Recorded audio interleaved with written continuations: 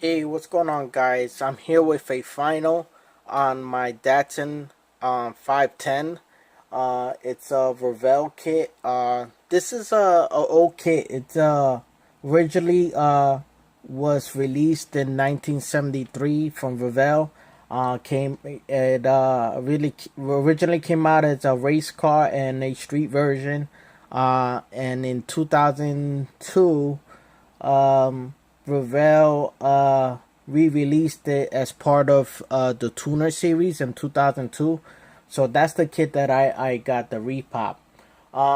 It's a great little kit, real simple kit. You know, the proportions are right on the car. I'm a fan of this car in real life. I wish I had one of these in real life.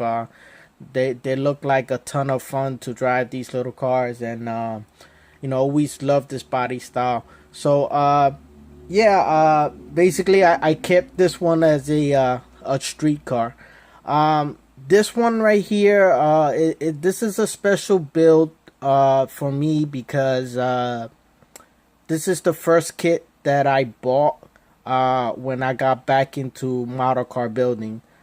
Soon as I started going through and decided to buy a kit, this is the first one I bought on eBay.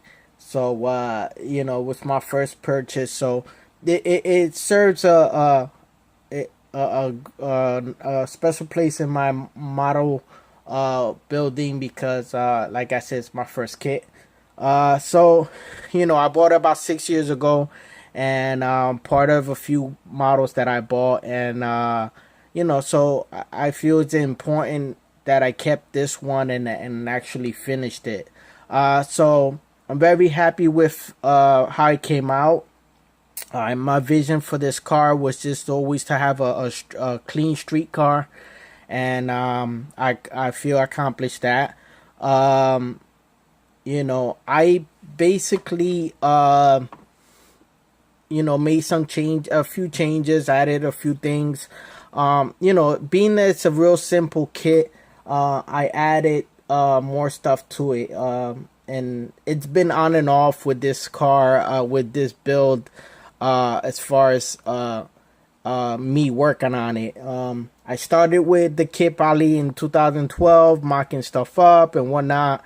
Got myself Tamiya paints. I sprayed it the first time. I had some imperfections.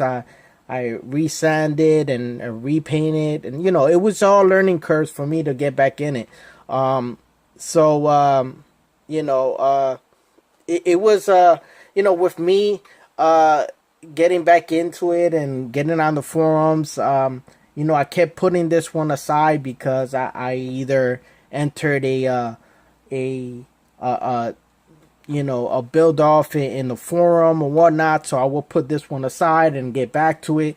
So it was actually a blessing that I stopped working on it, because had I probably continued on, it probably wouldn't have come out as good, because even 6 years ago, some of the stuff that's available today, even materials to build these cars, and plus I think I came a long way since then building. So I think it wanna come out as good. So just wanna start off with just telling you guys a couple of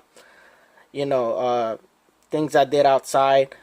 Basically I kept it simple in the outside. The only changes I did were first, on these fender flares, they come molded in with the kit.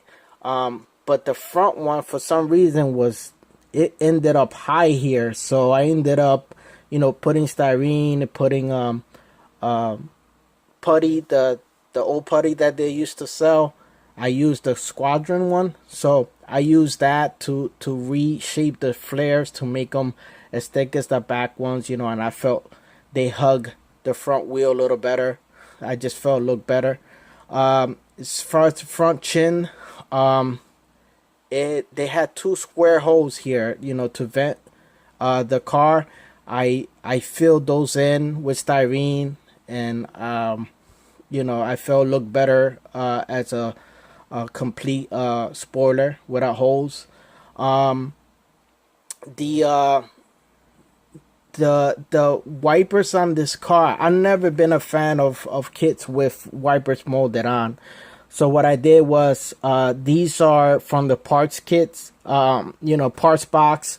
They probably came in from a Mopar or something, a separate wipers. So I sanded down the originals, and I got these from the parts box. They were chromed. I de-chromed them. I used the Molotov to paint the chrome, and flat back for the the blades, and it looks a lot better than me painting in the molded in ones. Also, these vents right here, Hasegawa also has a Datsun 510, but it's a 4-door version. And these emblems come in the Revell kit, but they'll come molded on. They're real vague. So I wanted that badge to look, after all the paint and whatnot, they kind of faded away. So on the Hasegawa kit, this comes separate. So I took it from that, and I black washed it, and I put a decal in it that comes with it. Because I felt this vent it's important for the kit. The bumpers are Datsun from the kit, but they had some very bad mold lines here and here.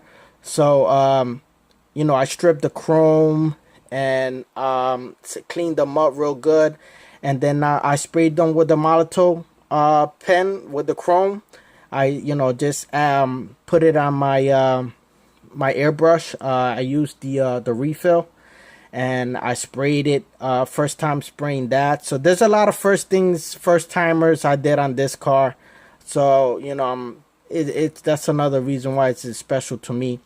On the front fenders, these old Japanese kits from Japan, a lot of them came with these fender mirrors. Usually in the U.S. they go here, but on some Japan special models, they come in the fenders there. So I decided to add those because it's part. There's a blue Datsun Bluebird version that comes with that, and I felt that it looked better with them. So another thing is, this car, I decided to go with Nissan Skyline early 70s grill and taillights. So these taillights are from the Nissan Skyline. The early 70s Skyline actually have the kit body here. This is the Skyline, which is like almost same year, 71, 72. And I always felt like this is like the big brother to the little Datsun. So it's, it's another square body, and they look close. It looks like a mini-me version in my eyes.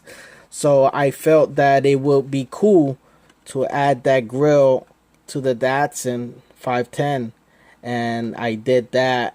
What I did was, on the grill itself, I cut off the mesh that was in there, and there's a photo edge grill that I cut to make it. Let me see if I can focus in there. It's hard to tell, but that grill, it's a see-through now, so you can see right through it. It's hard for the camera to pick up. Sorry, guys. But yeah, that was one of the things I did to the grill, and I just painted it black and did the Molotov for the chrome trim around it that goes stock, and it gives it I think an aggressive look in the front with that grill, and the tail lights as well. These tail lights come black in the kit. The Nissan kit, the Skyline kit, so they're supposed to be chrome, so I cleaned them up and Molotov them, and tail lights they're hard to tell, but they're actually clear red on them. If you notice the license plate says rotary, So this car, when I first started building it, I thought I was gonna build it as probably a Nissan. Not the kit. I didn't want to use the kit motor. I wanted to use something a little bit with more power. So originally I was gonna go with a Nissan. I'm actually a Honda motor. Some guys in real life, they put a Honda S2000 motors in it. So that was my original plan. But last year, the club theme, one of the sub theme was rotary engines. So another good option that I thought would be cool, and a lot of guys that own these cars one-on-one, they put rotary engines in it. So I decided to go with a rotary motor in here, and I'll show you guys that in a minute. We'll go into the engine bay in a minute. I'll just finish explaining you guys what I did outside. As far as the wheels, these wheels are special because they're real aluminum lips, and the centers are actually white metal, and I painted them like gunmetal, and the lugs, they're photo edge lug nuts. So I just wanted to add detail. The brakes is hard to tell, but I have Brembo front discs in it. And in the back I just kept them stock, but they're all disc brakes around. The kit didn't bring brakes, so I just added details as much as I can to it. The rotary plate I got from an old Mazda kit that came with it. I'll show you guys. So as far as the outside, this car in the real one-on-one, you can prop the windows like this to have them to vent out a little bit. So I did that as well with this one. I just wanted the windows to pop out, just to give it an extra detail, something else to look at. I always try to do something with my builds, just try to make it stand out a little bit. So that's what it looks like in the outside. Going back to the wheels are rare. These wheels from Aoshima Metal, they don't even make them. They're discontinued. So when I mocked them up on the car, I was very happy, and I said, nah, those are the ones gotta go in the car. So being that this is a street car, a clean street car, what I decided is, I detailed the bottom of it. So I'll show you guys. Basically, I just painted it satin black originally, and then I did some dry brushing. I used the Tamiya weathering powders, and I black washed. I dry brushed here, all the silver here that makes it looks like there's a lot of scrapes down there. The mufflers from I from the parts box. The tip right there, it's from aluminum tubing that I just cut, and I made it fit tight to the back. I just wanted it to to look like a used car. I wanted to add details under it too. It had, you can see the hose to the bottom of the radiators there. I try to go a little bit extra on the car.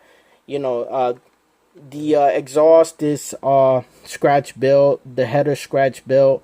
I sanded the bottom, that tubing flat in the bottom, as if it will be scraping in real life.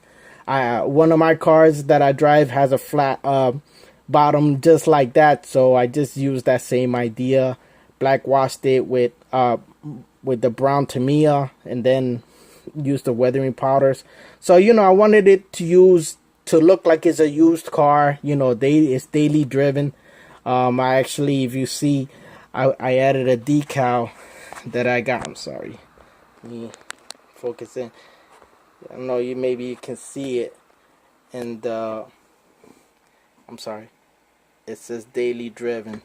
So yeah, so I did that to it. That's as far as the outside goes. Let me fix my camera angle, and I'll show you guys the engine. Stand by for a second. Okay, guys, for the engine, this is also special because this is the first kit that I hinged, and using David Mr. Mini Dreams tutorial.